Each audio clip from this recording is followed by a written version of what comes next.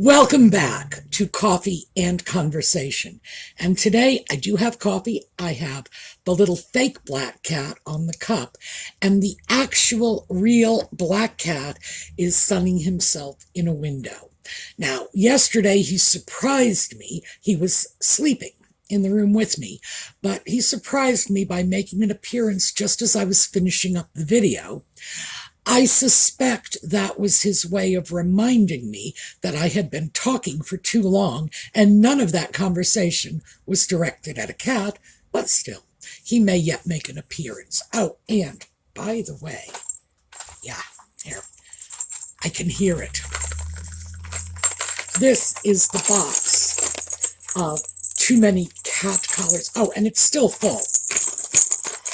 And as I mentioned to one of the viewers who commented on it in the comment section, yeah, I bought 12 collars, but I didn't make a full confession because I had purchased another box very much like that with the last time I had gotten him a new collar. So he was wearing that same collar.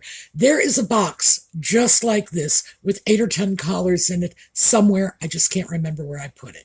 So when I find that, add this one to it, I'm going to have close to 24 collars for Audie. And I think it's only sensible for me to pack some of those up and give them to charity. So there you go. Full transparency, yes, I am a cat collar hoarder. We're taking our direction on today's video from the comments from yesterday's video. So when we come back, we will get started.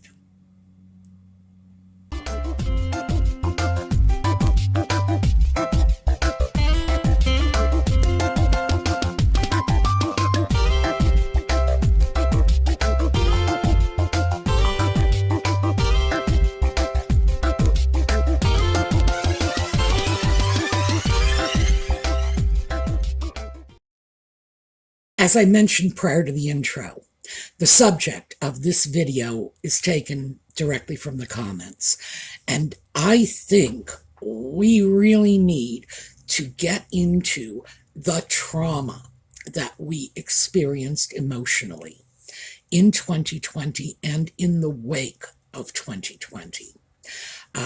We saw something that we never thought we would see. It's like we saw a worldwide plague. It was the sort of thing we read about in history books, the Black Death, the Spanish flu. But our generation, the baby boomers, and we were among the oldest people alive in 2020. Yes, there were some silent generation people, but the youngest of them was 75. So not to in any way be dismissive of their experience during the pandemic, because frankly, it was very bad. So many of the people who were confined to care facilities, nursing homes, etc., experienced, well, frankly, they experienced something that was very reminiscent of the Black Death in the Middle Ages, when nursing homes were quarantined, hospitals were quarantined, and the sick were locked in right alongside the well. And the death toll in nursing homes, at least in my area, was considerable. So that cannot be dismissed. But when I look at what was going on for our generation, we had not experienced what the silent generation had, because they were the generation that lived through the Second World War. They had seen worldwide catastrophe. My generation grew up with the promise that worldwide catastrophe was a thing of the past. We didn't have global plagues. We had eradicated smallpox. We had treatments for very nearly everything. And it came as quite a shock to us that something like this could happen. We were emotionally unprepared for it. And when we move on to the next generation, and that's Gen X, that was largely, it was the generation comprised of our children, the children of the baby boom. For them, the impact was more likely to be financial. They were the first generation that had always had two-income families. That was their norm. And when businesses were closing down and people were being laid off from jobs, this had a very large impact on them, because we are talking about people who were in or around their 45 to maybe 60. And this is their prime earning years. This is when they've settled into their professions and the money is just supposed to be rolling in. And instead, they were dealing with a crisis. So things were difficult for them. Millennials, the good thing millennials had going for them, I will say this, I think they weathered the storm better than a lot of us, is that they're basically a very flexible generation. They are able to roll with the punches. They grew up with technology. They view the world as a very small place because of that. For most of them, the biggest impact was being forced to telecommute to work and take responsibility for the education of their children. And when you look at Gen Z, then the following generation, this is the generation just now coming to adulthood. For them, it was extremely disruptive because they were pulled out of their educational institutions and their personalities were not fully formed. We have children who were pulled out of school during their prime years of social skills acquisition, and we still don't know what the impact is going to be on them. So finally, and I'm going back to the baby boom, because as I say, this is our generation. For the baby boom, we were experiencing something that we couldn't conceive of. Worldwide plague. And lockdown and getting older and not being as flexible, not having the kinds of options that we might have had when we were younger, a difficult health impact because for older people, the pandemic was more stressful than it was for younger people. Just that simple. So we look at this, and each of the generations had their own particular brand of trauma as a result of the pandemic, of the lockdown. And I don't want to get involved in saying one trauma is better than another or worse than another, with the exception, and I will say this absolutely, that the silent generation and the incredibly high number of deaths in the nursing homes, that, well, death is very final. That has got to be considered about as bad as things can get. But we were all traumatized. We are all picking up the pieces now. We are suffering from post-traumatic stress syndrome. Now, I've been very reluctant to label this as PTSD because, first of all, in my mind, PTSD is related to troops in the battlefield, and I would never dream of comparing being locked up in your own home for a while to losing a limb in a foreign country, in a battle. No, I mean, you just can't do that. But again, it's not a question of my dog's bigger than your dog. We all suffered through this. And I think what we need to do if we are going to move forward, is acknowledge that.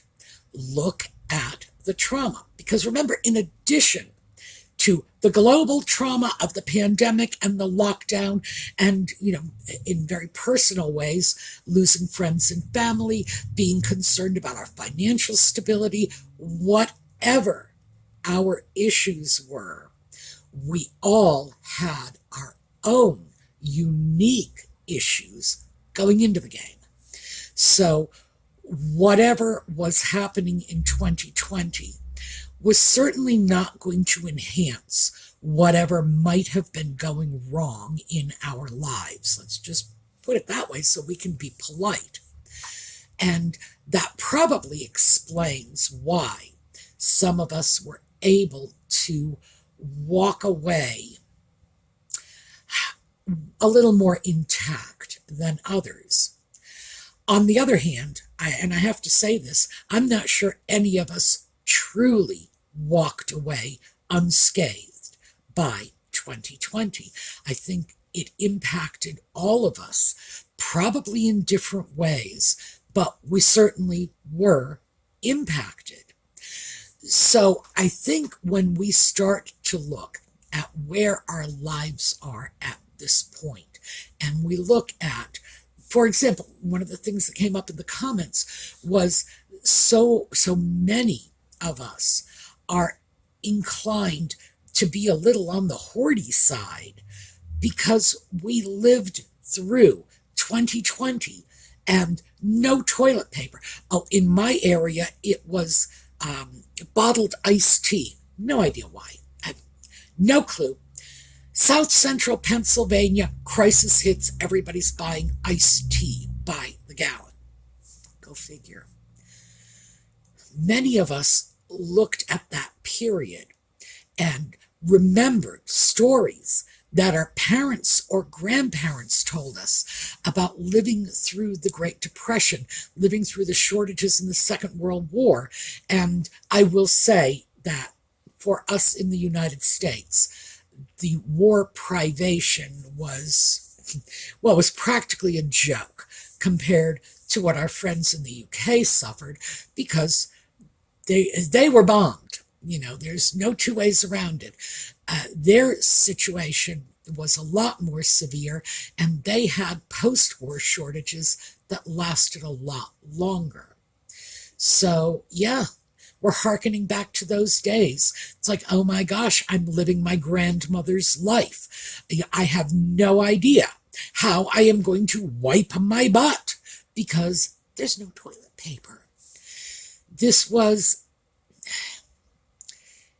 It was traumatic in the sense that we were emotionally unprepared for this.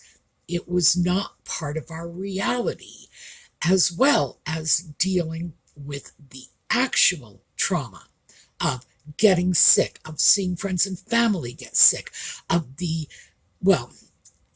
I'm just going to say inconvenience, not to diminish anybody's experience. The inconvenience of being locked in our homes, of not being able to go out, not being able to live our lives as we saw fit.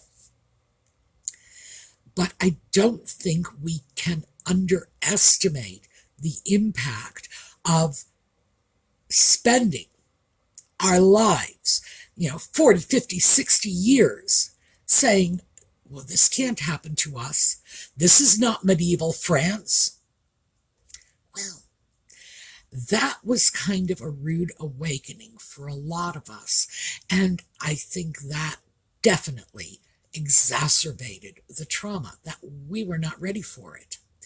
Younger generations may well have been better prepared for this because they're growing up with technology as they did left them more flexible, more resilient. Also, the fact that they were younger at the time certainly gave them a resilience and a flexibility that we tend to lose as we get older. So yeah, we need to recognize the fact that we were traumatized, and the situation that we are experiencing now. With our moving into the realm of hoarding is a traumatic response. So we are responding to trauma. So that is going to make things more difficult for us until we hit the point where we just say, yeah, okay, fine. I am reacting to something, and give ourselves permission to experience that reaction. The grief of what happened, the anger about what we may perceive was inappropriate responses. For some of us, we are angry that the government didn't do more and didn't do it more quickly. For others, we are angry because we feel the government overreacted, did too much, and began meddling in our lives. But we all have our own unique perspective in terms of how we interpret that experience. But it was an experience. Now, the upside is it was a shared experience. And usually these things are a little easier to cope with when they are spread across the board, when everybody has the same foundational experience, i.e., being locked in our homes in 2020, losing friends and family in 2020, having a difficult time readjusting to the new normal now. And there's a lot of things that are the new normal now. So some bad, some good. We've talked about the good things, the things that I like that came out of 2020. More hand sanitizer, more social distancing. And I think I mentioned that in connection with the fact that I got a cold a couple of months ago. And I was not even in a situation where I could have contracted a cold in 2020 because no one could come within 6 feet of me and everybody had to wear a mask. I was wearing a mask. Everybody else was too. So, yeah, kind of pointed out one of the pluses. But we need to accept and acknowledge that we lived through something pretty bizarre and very serious. We need to rejoice that we have come out the other end. And we also need to forgive ourselves for whatever we may have done in response to that trauma. Because that was another thread that emerged in the comments. So many people expressing that when they did something, for example, a little extra shopping to soothe themselves, as a result, they would feel guilty and shame later. And we need to recognize that this is something we are doing in response to a trauma that we experienced. And we have got to start forgiving ourselves. We have got to start looking at this in a global context, that we all experience something pretty dreadful, and some of us reacted in one way, some of us reacted in another. Many of us simply took to buying stuff in response to the shortages, to the stores that were closed, to the things we could no longer easily get, to the massive price increases following the lockdown. And I cannot speak for the world because I really don't know how bad it may have been in Europe. But here in the US, we saw prices on everyday items increase by 20, 30, 40%. And that's just everyday items. When you got into specialty items like, for example, building materials, if you want to, reframe the garage or do whatever it is you might want to do with a 2x4 and you went into Home Depot, boy, did those lumber prices shoot up. So we have to accept the fact that we had reactions to this, and that is normal. Even if we feel our reactions were not normal in and of themselves, having a reaction to trauma is normal, and no one needs to sit in judgment about what that reaction was. Are we a little more inclined to save toilet paper under the bed? Oh, I got toilet paper under my bed. I do. Is this a response to 2020? Yeah, of course it is. Of course it, absolutely. And should I end up feeling guilty because I have toilet paper under my bed? Absolutely not. And I'm not going to. I am not going to beat myself up for the things that I did in response to a very bizarre set of circumstances. Not even close. So, oh, and by the way, I hope none of you will either. Yes, maybe some of us did some particularly strange and foolish things, but that's always the case. We always have slightly different responses. I told you, I stopped cleaning. I basically just kind of shut down when I realized no one was ever going to come to my house ever again. Now, it's not true, but that's how it felt in 2020, and that was my emotional reality. And I would just walk around with this sort of disconnected apathy, saying, why am I bothering to clean? No one is coming to visit. No one is going to see this. No one cares. It was my way. I was going to say it was my way of dealing with something that I would have found inconceivable a few years earlier, but I wasn't dealing with it. I guess that's why I can't say that. It was my way of not dealing with it, of refusing to accept what I did not like, just shutting down, saying, no, forget it. I don't want to deal with this, and you can't make me. And we all had our own unique spin on how we coped with what we were dealing with. So for me, it was the idea that no one was ever going to come to my house again. I would never have company. Does it matter if the kitchen is clean? Who cares? Other people had different reasons. Some people plugged into equations that were made for them when they were small children, by grandparents who lived through the Great Depression, by parents who lived through the war shortages, by perhaps living through shortages themselves because of economic restrictions in their childhoods. A lot of us had, as I say, our own unique stuff that we brought to the game. And the pandemic just scratched those nasty little itches. So we end up in whatever situation we're in today. For me, well, it's a massive house cleaning is in order. And I am gradually dealing with it, room by room by room.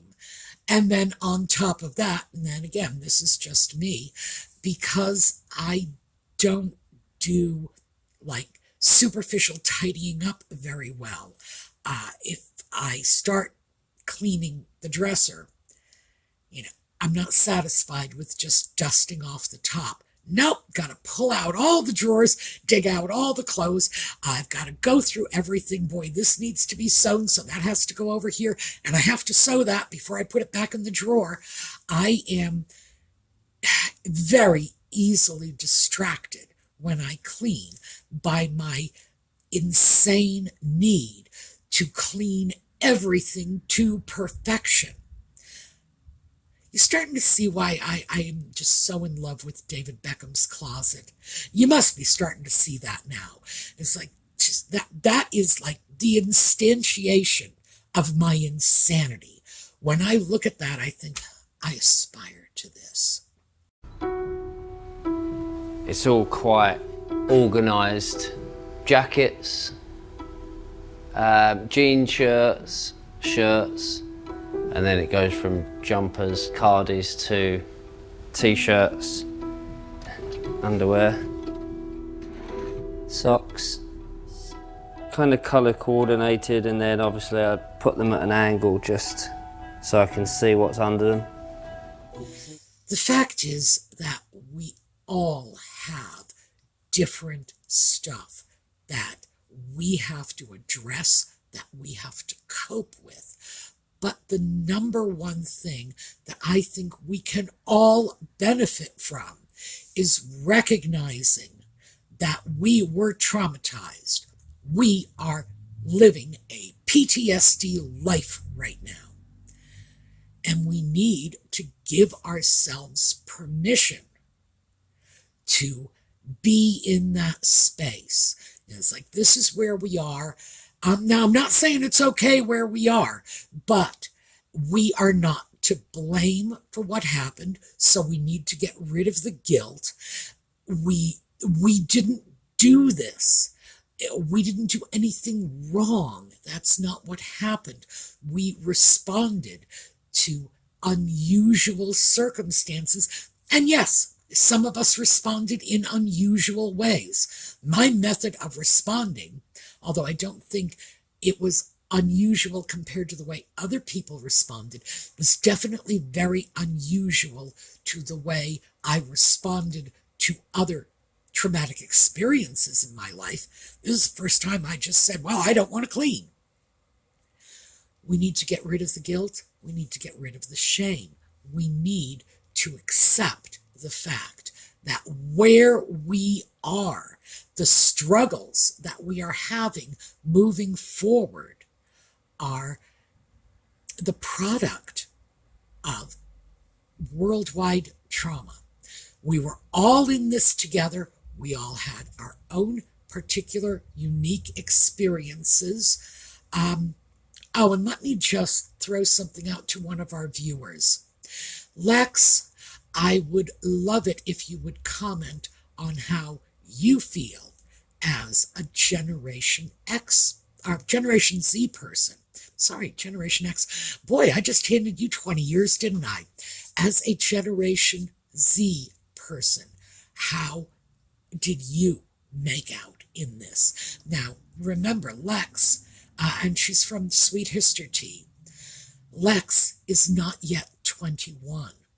So she was a teenager when she went through this. And I think it's very helpful for the rest of us to hear the experiences of the Gen X people, the millennials, the Gen Z people, so that we are able to understand that we all went through this together.